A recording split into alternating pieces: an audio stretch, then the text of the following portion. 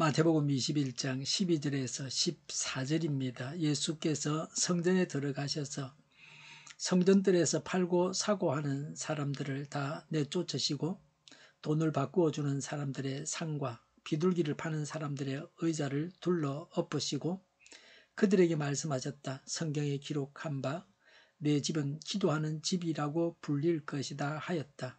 그런데 너희는 그것을 강도들의 소굴로 만들어 버렸다. 성전들에서 눈먼 사람들과 다리를 저는 사람들이 예수께 다가왔다. 예수께서는 그들을 고쳐주셨다. 아멘. 이 성전은 헤롯이 정치적인 목적으로 세운 것입니다. 헤롯이 백성들의 환심을 사려고 자신이 신앙이 있다는 것을 보여주기 위해서 성전을 건축했습니다. 겉만 보고 신앙이 좋다고 해서는 안 됩니다. 내면 실체는 전혀 딴판인 경우가 허다합니다. 헤롯도 그런 사람입니다. 하나님은 사람의 중심을 꿰뚫어 보십니다. 유대인들이 자랑스러워하던 헤롯이 만든 그 성전, 헤롯 성전을 하나님은 그렇게 좋게 보시겠습니까? 예수님의 성전 청결 작업입니다. 12절에 예수께서 성전에 들어가셔서 성전들에서 팔고 사고 하는 사람들을 다 내쫓으시고 돈을 바꾸어 주는 사람들의 상과 비둘기를 파는 사람들의 의자를 둘러 엎으시고 라고 했습니다. 상인과 종교 지도자들이 결탁해서 성전에 장터가 생겨났습니다. 장터나 장사가 악한 것이 아닙니다. 성전에서 장사를 한 것이 문제였습니다. 순진한 백성들이 가져온 재물들은 사용하지 못하게 하고 재물을 다시 사게 만들었습니다. 멀리서 온 자들은 재물을 사야만 했습니다. 비둘기는 가난한 자들이 바치는 재물입니다. 그런데 비둘기를 비싸게 팔았습니다. 하나님께서 베푸신 은혜를 무색하게 했습니다. 돈을 바꾸어서 거룩한 돈을 바쳐야 한다고 하면서 이익을 남겼습니다. 성전을 통해서 돈을 벌겠다는 마음을 먹고 행한 자들입니다. 돈이 되는 권세를 가진 사람을 매수해서 돈벌이를 합니다. 권력을 가진 자들과 결탁하지 않고서는 돈벌이를 할 수 없습니다. 우리나라는 이런 모든 사건의 전모가 드러나도 또다시 유사한 일이 일어납니다. 불법 집단이 제기하지 못하도록 불법 이익은 완벽하게 환수해야 합니다. 권세를 가지고 있는 자들이 법을 만들면서 다시 불법을 저지르려고 법을 엉성하게 만듭니다. 자신들이 법의 저촉을 받고 자신들이 감옥에 가게 되니까 나라는 망하든지 말든지 상관없이 악인들이 죄를 짓게 만듭니다. 이런 자들이 이완용보다 더 나쁜 매국노들입니다. 예수님이 오시기 전에 구약시대에는 예루살렘 성전에 예수님이 계셨습니다. 하나님께서 예루살렘 성전에 임재해 계셨습니다. 그러면 지금은 예배당이 하나님의 성전입니까?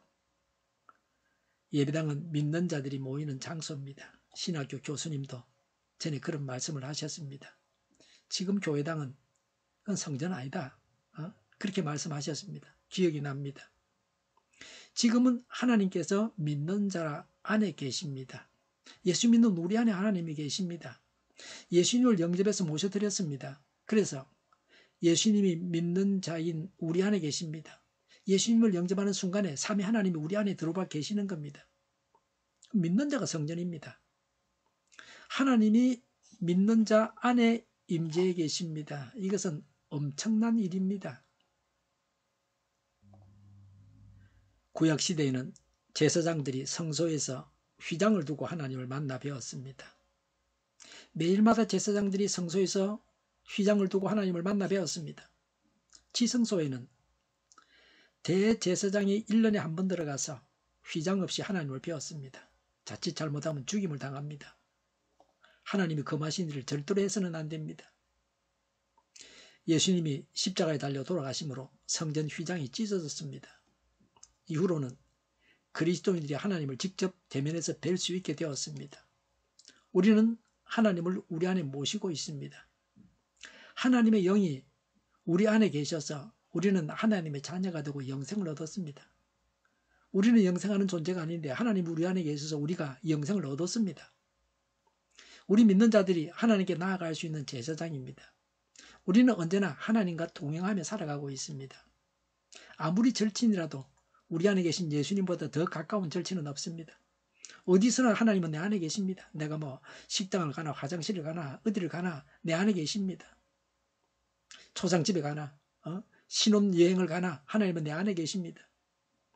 성전된 우리 자신이 청결해야 합니다.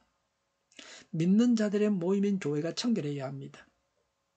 더러운 얼굴에 화장을 하면 보기가 좋습니까? 썩은 냄새와 화장품 냄새가 같이 나서 역겹습니다. 청결이 아름다움의 기초입니다. 믿는 자들이, 성전된 자들이 성경을 대적하는 자들을 지지해서는 안 됩니다. 성경을 대적하는 자들을 대적해야 합니다. 정신을 차려야 합니다. 13절에 예수님은 기도하는 집을 강도들의 소굴로 만들었다고 하셨습니다. 예루살렘 성전이 강도들의 소굴이 되었다고 하셨습니다. 범죄자들이 모여 있는 곳이 되었습니다. 상인이나 종교 지도자들이 더러운 이익을 탐하는 자들입니다. 하나님 하면서 마귀 새끼가 되어서 하나님의 성전을 마귀의 터전으로 만들었습니다. 성전을 장터로 만든 도둑들입니다. 백성들이 하나님께 기도하는 성전을 도둑질해서 백성들이 기도할 곳이 없게 한 자들입니다. 백성들로부터 성전을 도둑질해 간 자들입니다. 예루살렘 성전이 기도하는 집입니다. 하나님이 계신 곳이 성전입니다. 그 성전에 계신 하나님께 나아가는 것이 기도입니다. 하나님 우리 안에 계십니다. 우리 몸이 성전입니다. 우리가 정결해야 합니다. 불의한 이익이나 얻으려고 해서는 안 됩니다. 교회가 바르게 해서 불신 세상과 다르다 하는 것을 보여줘야 합니다. 13절에 성경에 기록한 바라고 했습니다. 이것은 이사야 56장 7절과 예레미야 7장 11절을 인용한 것입니다. 이사야 56장 7절에 나의 집은 만민이 모여 기도하는 집이라 불릴 것이다. 예레미야 7장 11절에 그래 내 이름으로 불리는 이 성전이 너희의 눈에는 도둑들이 숨는 곳으로 보이느냐? 여기에서 벌어진 온갖 악을 나도 똑똑히 다 보았다. 나 주의 말이다. 라고 하셨습니다. 성전의 도둑들이 덕실거리는 것도 하나님께서 이미 예언하신 일입니다. 이런 도둑들을 교회 안에서 우리 자신 안에서 몰아내야 합니다. 오죽했으면 하나님께서 예루살렘 성전이 파괴되게 하셨겠습니까? 예수님은 병든 자들을 고쳐주셨습니다. 14절에 성전 뜰에서 눈먼 사람들과 다리를 저는 사람들이 예수께 다가왔다. 예수께서는 그들을 고쳐주셨다고 했습니다. 예수님께 찾아와 도움을 청하는 자들은 다 고쳐주셨습니다. 오늘날도 하나님께 나아가는 자는 하나님의 고치심을 받게 됩니다. 하나님께 믿음을 가지고 나아가는 자가 병고침을 받습니다. 메시아가 오셔서 하실 일들을 이사야가 예언했는데 그 일이 이루어졌습니다. 이사야 35장 5절 6절에 그때에 눈먼 사람의 눈이 밝아지고 기먹은 사람의 귀가 열릴 것이다. 그때의 다리를 절던 사람이 사슴처럼 뛰고 말을 못하던 저가 노래를 부를 것이다 라고 했습니다. 그때는 메시아가 오시는 때입니다. 예수님은 구약 성경이 예언하는 메시아이십니다. 이런 치유가 예수님이 메시아이시다는 것을 나타내는 표적입니다. 우리 안에 계신 예수님의 능력으로 이런 치유의 기적들이 일어나기를 바랍니다. 예수님을 하나님으로 믿고 우리 안에 계신 하나님께 늘 기도하고 우리가 성전으로서 청결한 삶을 살고 하나님의 능력으로 병고침을 받아야 합니다. 그래서 이 나라도 청결해지고 복을 받아서 누려야 합니다. 망하지 않고 북쪽으로 가면서 또 동쪽으로 가면서 서쪽으로 가면서 다 해방을 시키고 하나님의 백성이 되게 만들어야 합니다. 기도하겠습니다. 하나님을 믿습니다. 하나님을 모신 자로 청결한 삶을 살겠습니다. 하나님의 능력이 우리를 통해서 나타나게 하시며 우리를 통해서 하나님의 복이 온 세상으로 퍼져나가게 하여 주시옵소서. 정의가 강물처럼 흘러가게 하여 주시옵소서. 교회가 분열되지 않고 하나가 되게 하여 주시옵소서. 교회가 한 목소리를 내게 하옵소서. 전쟁이 그치고 평화가 오게 하여 주시옵소서. 모두가 그리스도를 믿고 하나님이 주관하시는 나라가 되게 하옵소서. 주사파와 공산당과 이적단체들과 적화통일로 나아가게 하는 자들이 없게 하옵소서. 이 땅에 다시는 전쟁이 일어나지 않게 하옵소서. 적화통일되지 않게 하옵소서. 자유민주 국가로 전쟁이 아닌 평화롭게 통일을 이루게 하옵소서. 성경을 대적하는 자가 없어지게 하옵소서. 하나님을 대적하는 법과 있어서는 안 될 법을 만들지 않게 하옵소서. 있어야 할 법을 폐기하지 않게 하옵소서. 교회가 하나가 되어서 하나님을 대적하는 자들을 지지하지 않게 하옵소서. 정의로운 판결이 내리지게 하옵소서. 정치적 판결하는 자들과 악한 판결을 하는 자, 재판을 지연시키는 자들이 사라지게 하옵소서. 재판을 지연시키는 악법이 폐기되게 하옵소서. 일하는 자들이 정당한 대우를 받게 하옵소서. 놀고 먹는 자가 없게 하옵소서. 일을 만드는 자가 아니고 일을 하는 자가 되게 하옵소서. 파업과 시비가 그치게 하옵소서. 나라를 망하게 하는 모든 규제들이 사라지게 하옵소서. 눈먼 지도자, 악한 지도자, 어리석은 지도자, 자기 배만 불리는 지도자, 나라를 망하게 하는 지도자가 사라지게 하옵소서. 앞을 보고 선한 것을 분별해서 알고 앞길을 제시하고 섬기는 지도자만 있게 하여 주시옵소서. 하나님께서 주신 건세로 섬기는 자가 강해지게 하옵소서. 지도자들과 이 백성들에게 선한 것을 분별하는 지혜를 주옵소서. 나아갈 길을 알게 하시고 취할 것과 버릴 것을 알고 행하여 흥하게 하옵소서.